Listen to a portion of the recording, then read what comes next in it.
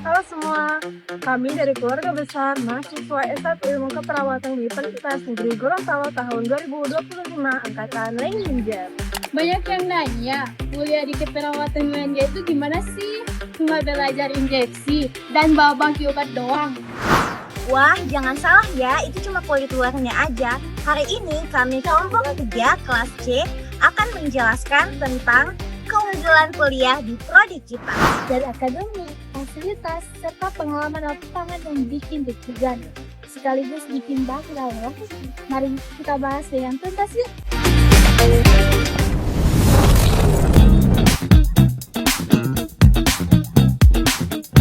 Di setiap langkah menuju masa depan, ada tempat di mana ilmu, nilai, dan cita-cita berpadu jadi kekuatan. Dengan visi menjadi program studi yang unggul dan berdaya saing dalam pengembangan inovasi berbasis kawasan di bidang gawat darurat dan keperawatan profesional berkelanjutan, program studi S1 Keperawatan UNG jadi ruang tumbuh bagi mahasiswa untuk menjadi pribadi yang unggul dan siap bersaing secara global. Kalau soal belajar, sistemnya itu komprehensif banget, bukan cuma hafalan. Aku paling suka metode problem based learning. Nah iya, jadi kita dikasih studi kasus, misalnya pasien dengan diabetes atau program rem.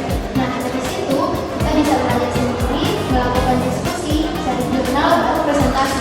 Nanti dosennya menjadi fasilitator. Sama usah sama mata kuliah keperawatan dasar, itu fondasi kita. Belajar komunikasi terapeutik itu penting banget loh, karena bagaimana kita berbicara dengan pasien yang sedang takut, marah, atau cemas.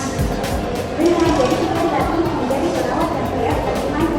Bagaimana pada dunia kita juga merawat manusia seutuhnya secara fisik, mental, sosial, dan spiritual itu yang berbeda. Di Lab Keperawatan Komunitas dan juga Keluarga, di sini kami sebagai mahasiswa keperawatan belajar bagaimana caranya seorang perawat bisa siap aktif dalam turun ke masyarakat maupun keluarga. Nah, fasilitasnya mencakup ruang simulasi untuk praktik keperawatan dan tersedia juga media edukasi kebutuhan. Biasa di lab ini kami melakukan latihan home visit, pengkajian keluarga, dan juga kegiatan komunitas seperti posyandu.